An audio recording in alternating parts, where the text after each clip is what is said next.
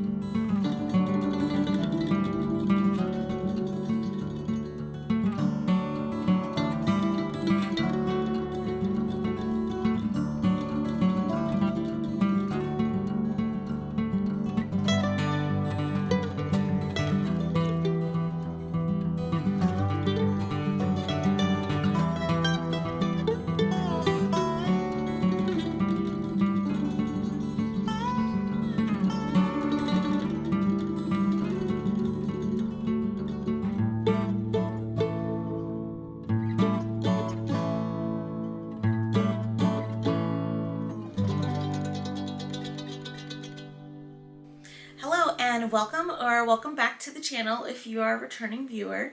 If you are new here, my name is Mia and I am the maker behind Knit and Grace. And today I want to bring you not necessarily the second part to my last video, but kind of a companion piece to my last video, which is a guide on fitting your knitted garments, particularly your fitted tops. And yeah, I mean, one of the tools that every knitter and maker should have is really understanding how to properly fit garments to themselves, or that's what I think anyway. And specifically in terms of my journey of fitting garments, it has to really do with the fact that I am a larger bodied person and I also have, sort of differing body dimensions that we're going to talk about. And so yeah, I guess we will jump right into the video. Before I do so, I'm going to take a sip of my coffee here because I think you all just heard a little bit of a frog in my throat. I'm battling allergies at the moment, but today I'm drinking coffee out of this little llama mug that I've had for years and years and years, that I think I picked up at Target. I don't even know how long ago. But I love that little mug because it looks like the llama or the alpaca is wearing a little hand knit sweater. So the purpose of this video is really, to talk about fitting and how to go about properly fitting garments to your body. And then not only to your body, but also to your preferred fit. Because ultimately, we're spending lots and lots of hours knitting garments and lots of money on yarn and oftentimes on patterns as well. So we want to make sure that we take the time to really understand how garments are going to fit us, so that you really come out with a result that you really enjoy. And I think first and foremost, one thing to note here is really understanding silhouettes that fit you best. So, whether it's a drop shoulder or a raglan or a circular yoke, maybe take a look in your wardrobe and see the types of sweaters that you have that are like ready to wear store-bought sweaters that fit you really well, and see how they are constructed, and that will definitely help guide you in terms of the styles that fit you best. But even aside from the styles that fit you best, there are a few things that you can do to make sure that every sweater that you make or top that you make is going to fit you the best that it possibly can. Another thing to note is that I am going to speak to fitting garments to the female body today. And so just, that's where I'm coming from with this. That's where I have the most experience. So that's where I am going to focus today's sort of guide on. And I should say that this is not like an exhaustive guide whatsoever. These are just some tips and tricks that I've picked up along the way that have been very helpful to me, and you can definitely do tons of your own research as well.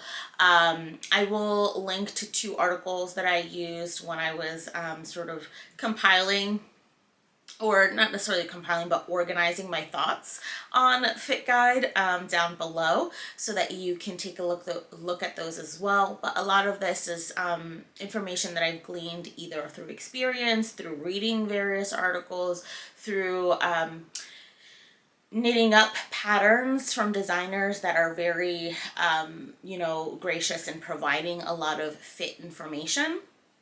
So a lot of this has been sort of information that I've picked up over the last 15 plus years of knitting. So we will go ahead and jump right in to the first part of the video, which is around measurements. So it's important to note that most patterns are published with a bust measurement in mind. And while your bust measurement actually is a pretty good indicator of how the pattern will fit, there are a few other measurements that you want to know on your body in order to make sure that the pattern is going to fit you the way that you would like it to fit. And also to make sure that the pattern is going to fit you as it is intended to fit. So when patterns are noting the bust measurement, they are noting your measurement at your full bust.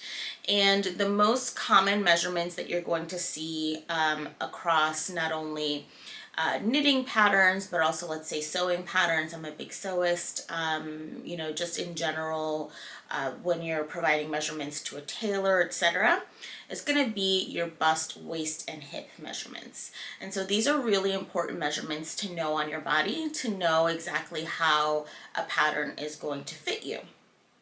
However, there are a few more measurements that will be really, really helpful for you to know in order to ensure that a pattern is going to fit you the absolute best. And personally, I think more important than your bust measurement, or along with your bust measurement, the most important measurement for you, I think, is going to be the upper bust measurement. And the reason for this is because if you are someone like me, for instance, I am a full busted individual. That means that my upper bust and my full bust, there is a very significant difference in the numbers between those two. So for instance, I'm typically about a 42-inch upper bust, but my full bust is about 46. So that is a 4-inch difference, which is a pretty significant difference when you're talking about how a pattern is going to fit you. And the reason for this is because your upper bust is actually more indicative of how the pattern is going to fit across your shoulders. So when a pattern is drafted, it's actually drafted for an upper bust measurement, because that is going to determine where your shoulders lie. Versus your full bust, if you're an extremely busty person like me, if I were to pick a pattern based on my full bust measurement, then that means that the shoulders of the pattern are likely going to be too wide for me. And so when taking into account, like, let's say an oversized pattern, this usually doesn't matter. But if you are knitting a more fitted garment and you go based on your full bust measurement versus your upper bust measurement, then it could lead to some issues in terms of properly fitting everything to your body. That said, most designers do not usually publish upper bust measurements, although it is becoming more common to see that information provided. It's usually, good to know sort of the difference between the two so that you can really select a pattern that's going to fit you the best. So for instance, for me, if I am knitting a fitted pattern, and the pattern does not provide upper bust measurements, I'll usually look to the pattern to see what the full bust measurement is that aligns to my full bust, and then I'll actually size down one. So that's typically how I tweak for this.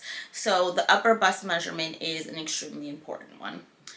Another really important measurement to know is your bicep measurement. And the reason for this is because if you have a larger bicep to upper bust or shoulder ratio, then is typically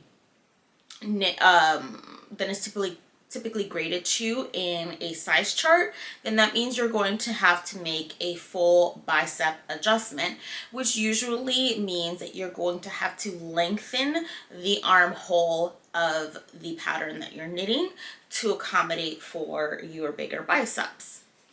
Another reason why some of the other measurements other than your bust are important are, for instance, if you have a larger belly than you do your bust, you want to account for that, right? You want to make sure that you have space so that you feel comfortable. Same thing if you have wider hips, then typically, and you're knitting, let's say, a straight up and down pattern, you want to account for that, and you may want to add in increases to accommodate for some hips, for your hips rather, or you might want to knit a more cropped pattern as well. So other than those, again, back to the bicep, another one to know is sort of your armhole depth, or your preferred armhole depth, is a good one to note, regardless of whether or not you have a large bicep or not. Some people like to have their armhole depth a little bit larger, a little bit smaller, a little bit snugger fitting, depending on, where in the world you live. Also, like for instance, I live in the Northern Hemisphere. We have, in the northeast of the US, we have cold winters. I wear coats and jackets the majority of the year. So usually I want to make sure that my armhole depth isn't very large to accommodate for layering. But also I do want to make sure that it's sort of wide enough to accommodate for layering underneath my knit items as well. So these are a few things to consider. And then other than those measurements that will help you get the best fit, so again, that's going to be your bust, your waist, your hips, and then it's going to be your upper bust, your bicep, and your armhole depth. Another good one to note is sort of the various points on your body that are going to account for the length of patterns. So, this is going to especially come into play, for instance, if a designer is designing a pattern for intended to be worn by someone who is 5'5", but you are, 6 feet tall. Then that's something that you're going to want to accommodate for, because you're going to likely have to lengthen the pattern in various areas. Conversely, myself, I'm a very short person, so I'm about 4'11" and a half. And so what that means is that I often have to shorten patterns. So, the information to know here is the, your armhole, so your underarm to your natural waist, as well as to the top of your hips, as well as to wherever you would think that your preferred full length is. So these are usually the places where patterns will fit, so you have either a cropped, which should sit at your natural waist, you have a regular length, which should sit at the top of your hip bone, or you have a full length, which will usually extend a little bit further down past your hip bone into your hip area. So these are good measurements to know. So, I should note that at the end of this video, I'm going to show you how to take these measurements using my Dress For Mimi, so that you can have a better idea of how to measure these for yourself. Another thing that you should know in terms of length is your sleeve length. And so this is going to be a big one because, for instance, for me, I've often struggled with sleeve length, but that's because I'm just like, I think I finally just come to terms with the fact that I love bracelet length sweaters, and anything that's shorter or longer, I should say, is going to annoy the heck out of me. So, what I would consider my preferred sleeve length is going to be, from my shoulder to my wrist bone. So that's going to be bracelet length. But also, you know, if you have a top that you're knitting that's going to be 3/4 length, you should know what that length is going to be, etc. So for instance, the top that I'm wearing today underneath my slip over is a 3/4 length sweater, and this is actually my preferred 3/4 length that I like. Sometimes I even like elbow length, so right above my elbow. So that's another length that I like to wear as well. And then I don't typically like to wear sleeves that are way too short. So another good one to know is, you know, sort of your preferred short sleeve length. You know, for me, I have I have thick upper arms, so I don't actually necessarily have an extremely thick bicep, so I don't need to be bicep adjusting, but I do have a thicker upper arm area, so I usually like to make sure that my short sleeves are covering that sort of largest part of my arm. So these are a few measurements that you should know to make sure that before even going into the knitting process of the pattern, you can be able to not only properly ascertain the correct size, but also any adjustments that you're going to need to make to the pattern before you even get started. And another recommendation that I have is making sure that you take these measurements on a yearly basis, just to keep track of how your body is changing over time, because our bodies change as we age, as we, you know, increase or decrease our fitness level. You know, if you're a childbearing woman and you plan on, you know, having children, as you have children, especially if you intend on breastfeeding, etc. So there are just many different reasons why our bodies change. So it's a really good thing to know your measurements, or take your measurements, I should say, on a regular basis to make sure that you're always knitting patterns to fit you properly. So another set of measurements that are actually very good to know are what are called comfort garment measurements. And so what this means is, you know, picture a ready-to-wear sweater that you have in your wardrobe, or a ready-to-wear t-shirt that you have in your wardrobe that you just love, love, love the fit of. You feel confident in that sweater or top, and it just, you know, hits you in all the right places. A good rule of thumb is making sure to measure that garment, especially on a flat scale. And the reason for this is because most pattern schematics are going to show you the schematics of the garment on a flat scale. So understanding your personal body measurements to a flat scale schematic is going to be very helpful.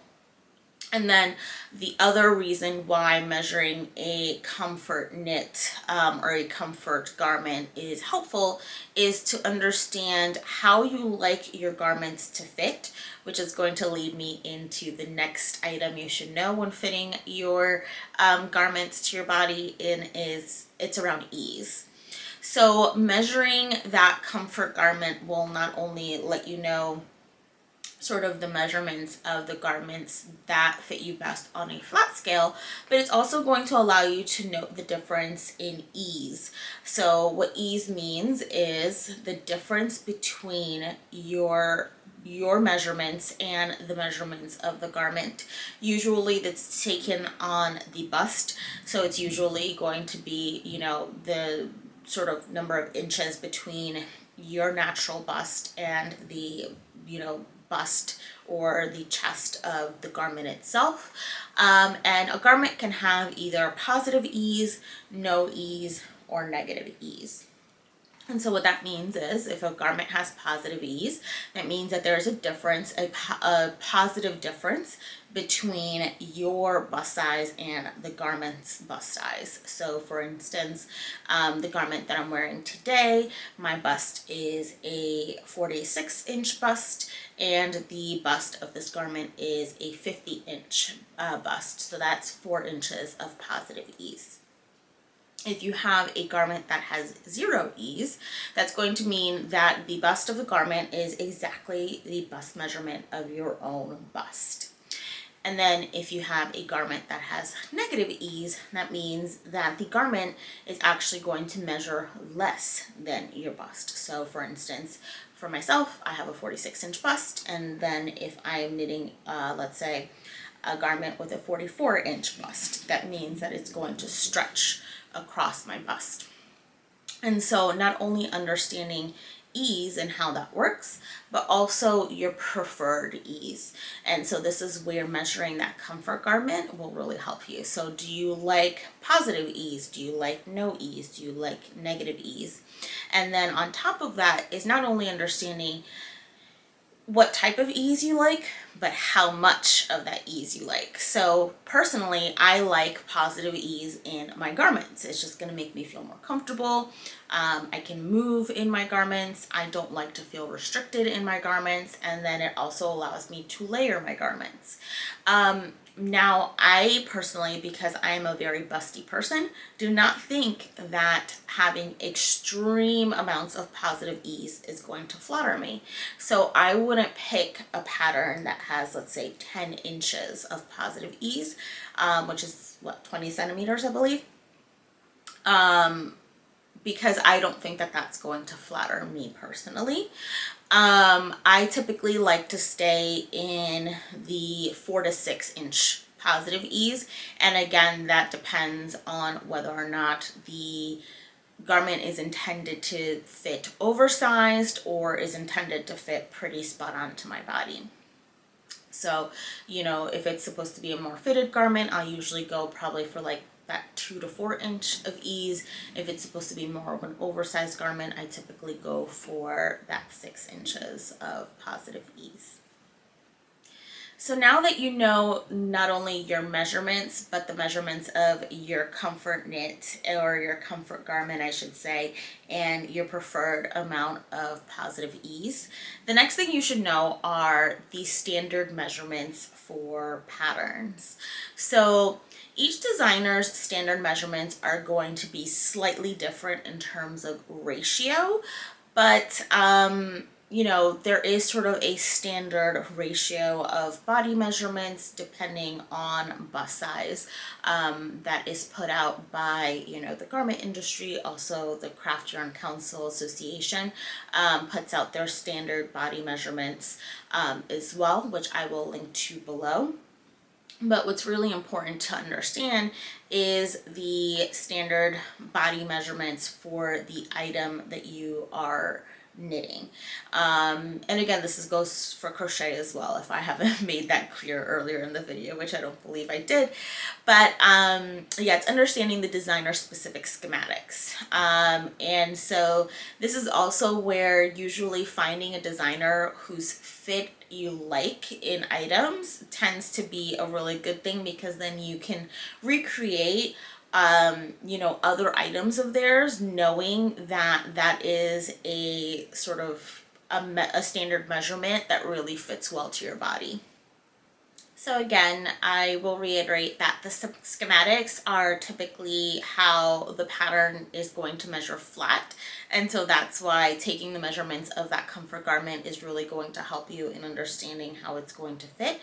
But yeah, I mean, the schematics is going to be available to you definitely when you purchase a pattern, and more designers are publishing their schematics within sort of their pattern resource page, which is extremely helpful, so that you know what you're getting into before you purchase a pattern.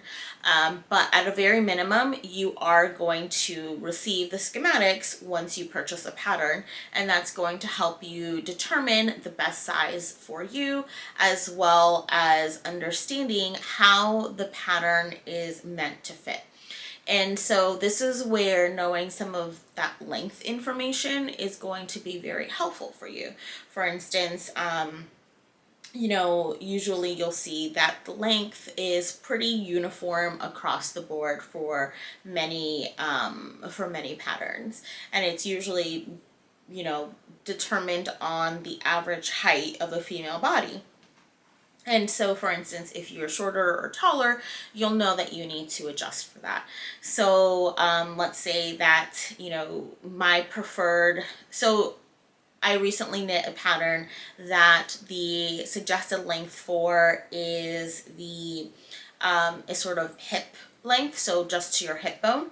So understanding that from my underarm to my hip bone is 13 inches, and the pattern was showing a schematic of 16 inches, that tells me that I need to shorten the pattern or the body length by 3 inches so that it fits me the way that it's intended to, because that's a lot of, you know, sort of the understanding of the garment and making sure that it fits you the way that it fits the model, right? We're often drawn to how the garment is knit up versus, you know, in terms of like color or shape or whatever it might be, texture, color work, etc. But you also are usually drawn to the pattern because of the way that it's fitting on a body. So understanding how the pattern is fitting that body and then being able to translate it to how it's going to fit your body is going to give you the best result. And so that's why knowing not only the CYCA standard measurement guide, but also the specific designer's schematic measurements is really important to make sure that your patterns are going to fit you correctly. So that's sort of a lot of information on measuring and measurements and making sure that you understand how those work. So now we're going to get into things to consider. So I think one of the biggest things to consider when you're choosing a size is going to be the difference between your upper bust and full bust measurement, as I spoke to at the beginning of the video. Your upper bust is really going to determine how the pattern is going to fit across your shoulders, and then your full bust is going to determine how it's going to fit across your full bust. And if you're someone like me who has a very large discrepancy between the upper bust and full bust, you'll usually need to size down. Similarly, if you are someone who has a negative correlation, so your full bust is actually less than your upper bust, you'll need to make sure that you size up for a proper fitting garment across your shoulders. Another thing to consider with regard to the difference between your upper bust and full bust, it usually means that you're going to need either more or less fabric in the bust area to make sure that a pattern is fitting you correctly all the way around the sort of, is it the y-axis or the x-axis? Whichever is the one that's parallel to the ground, you want to make sure that you are taking that into account. So for instance,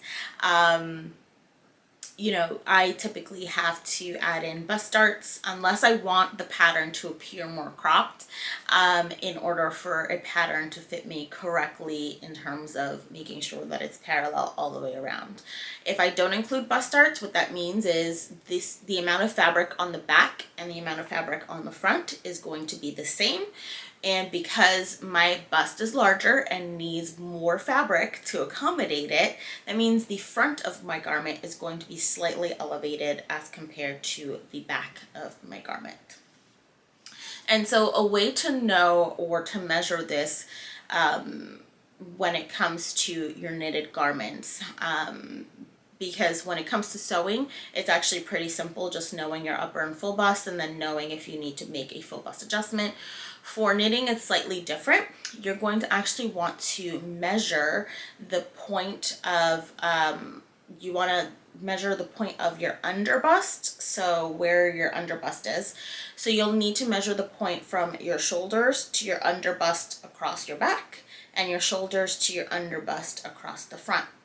And so the difference between these two numbers is going to tell you how much extra fabric you need to add to the front of your garment. So for me, that is 4 inches.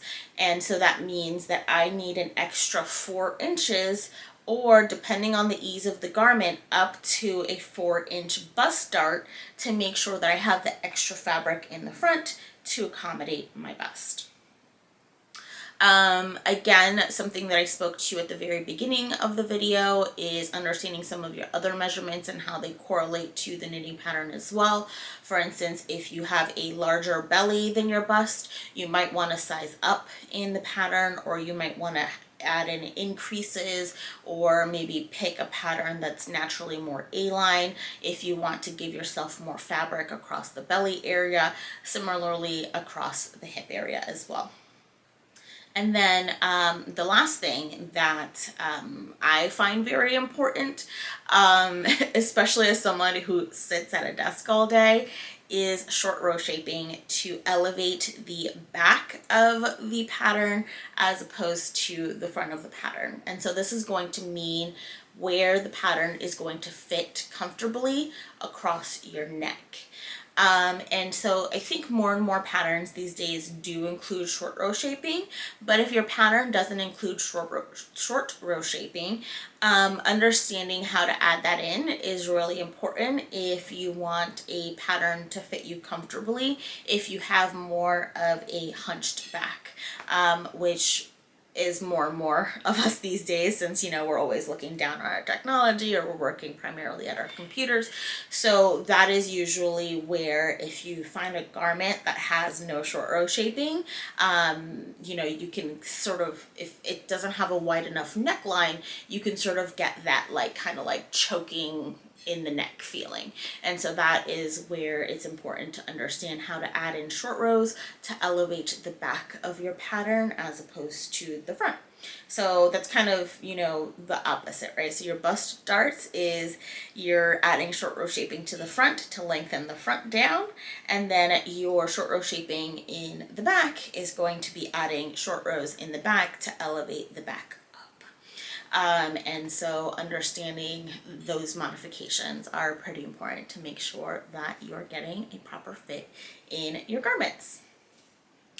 So I am going to bring out Mimi now and show you how to get some of these measurements on her, so that you can understand how to properly get these measurements on yourself.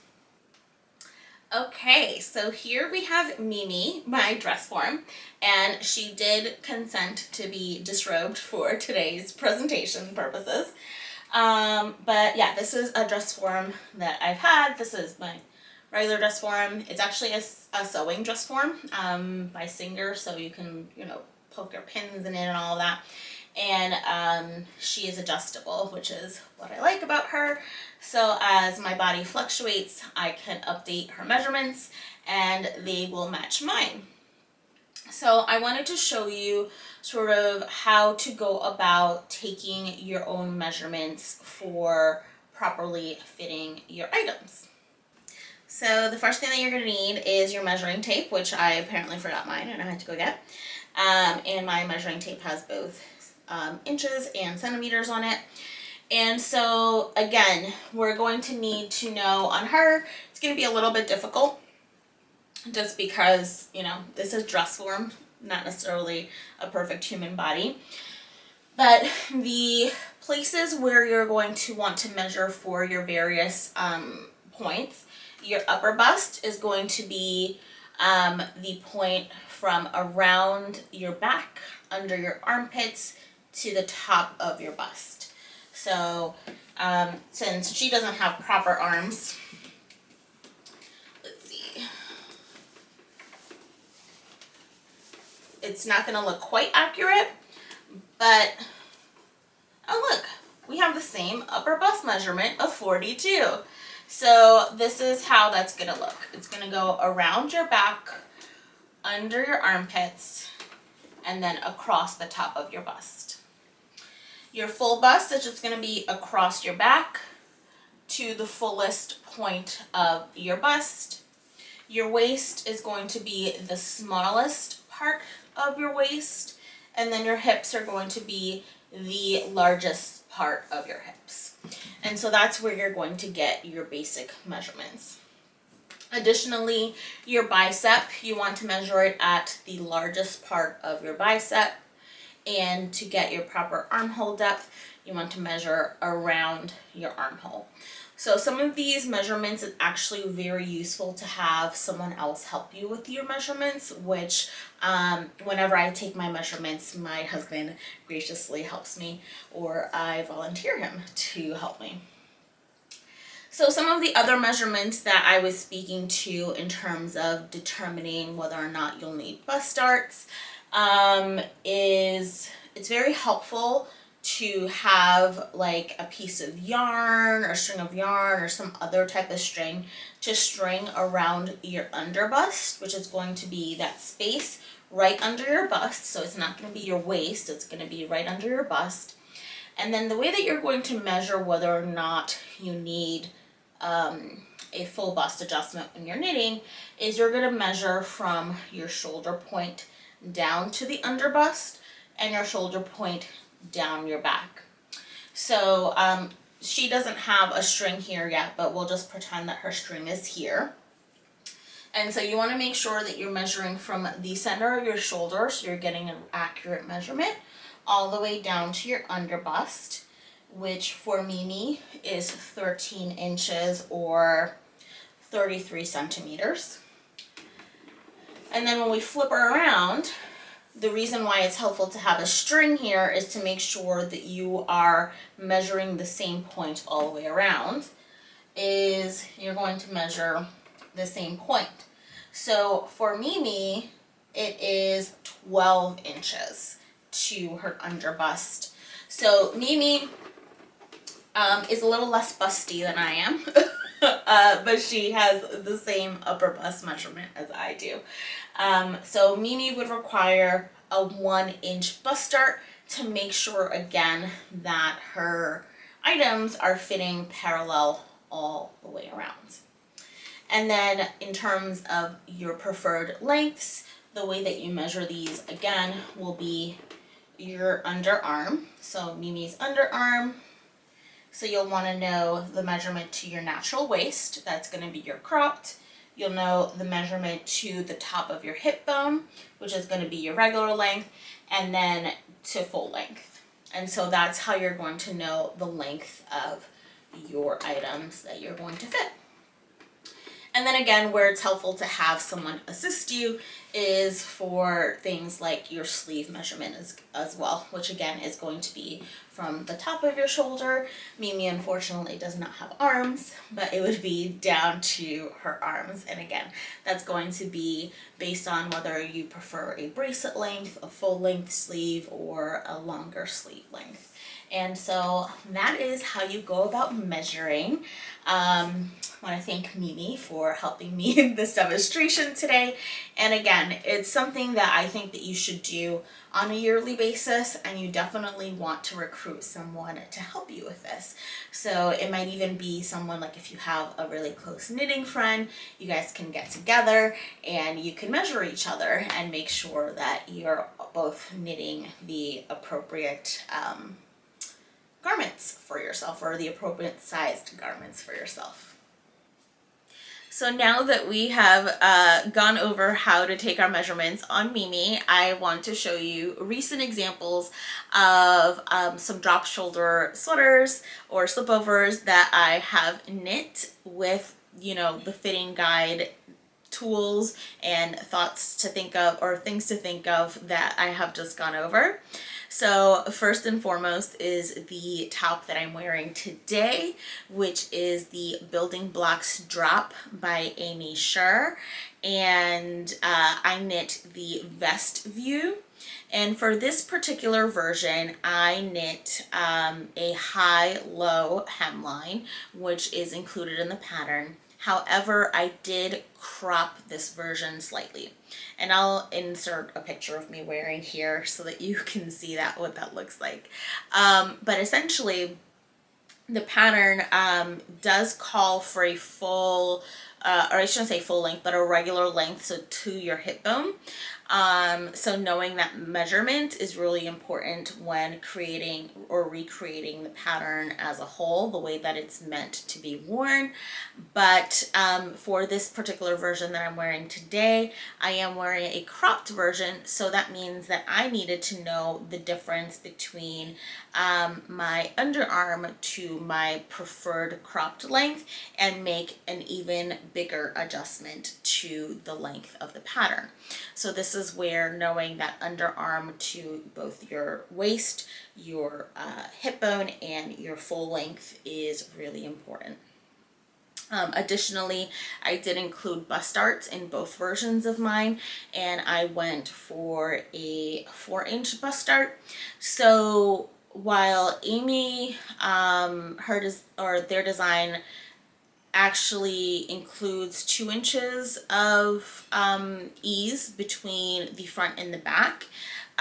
Again, because I have sort of that natural hump in my back, I actually went in for a full 4 inches of bust dart, where technically I should have only put in 2 inches. And I found that this was the perfect fit for me all the way around. They do include in some sloped bind off, which helps with that sort of difference there, but I thought that I would need a little bit more of a difference, and I was correct, and so I chose the 4-inch bust dart, and I knit the size E.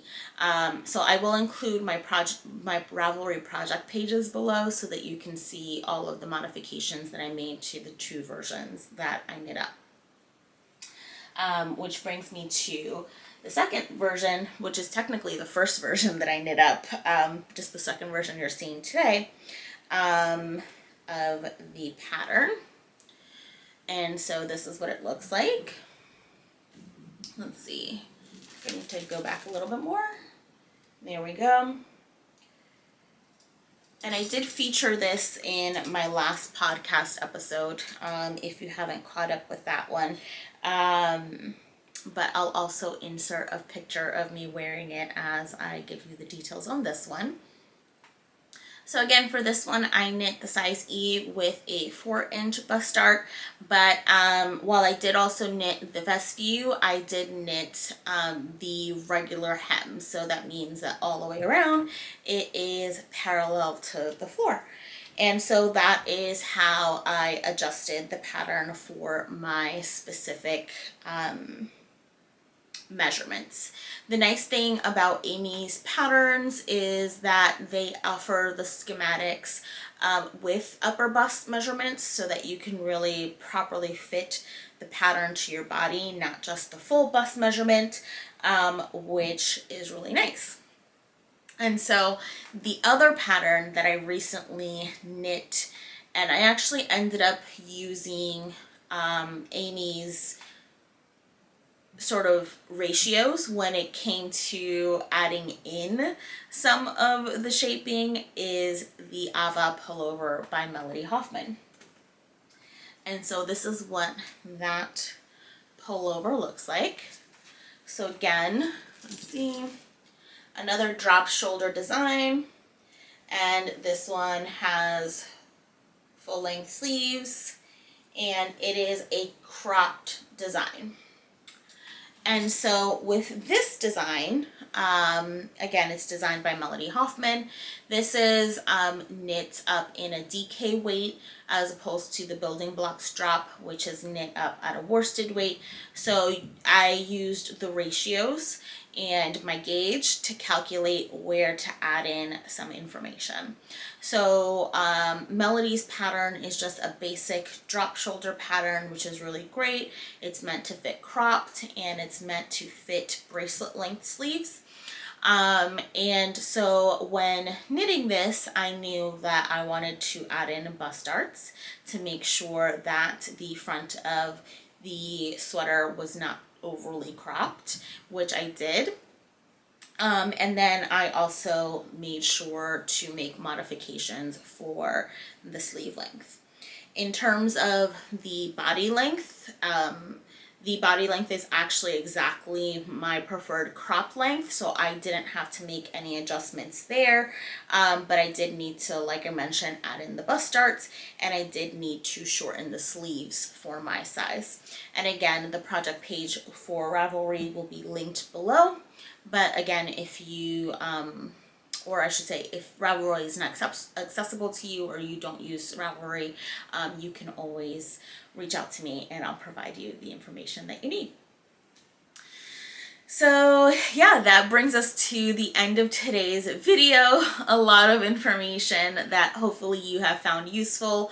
And it's really just one of my goals this year is to be more intentional before I start a knitting project, because oftentimes I feel like I can just get really caught up in the excitement of starting something new and I jump right in without fully reading through the pattern and understanding how the pattern is worked up to really understand where I need to make adjustments for my particular body and to make sure that it fits me properly.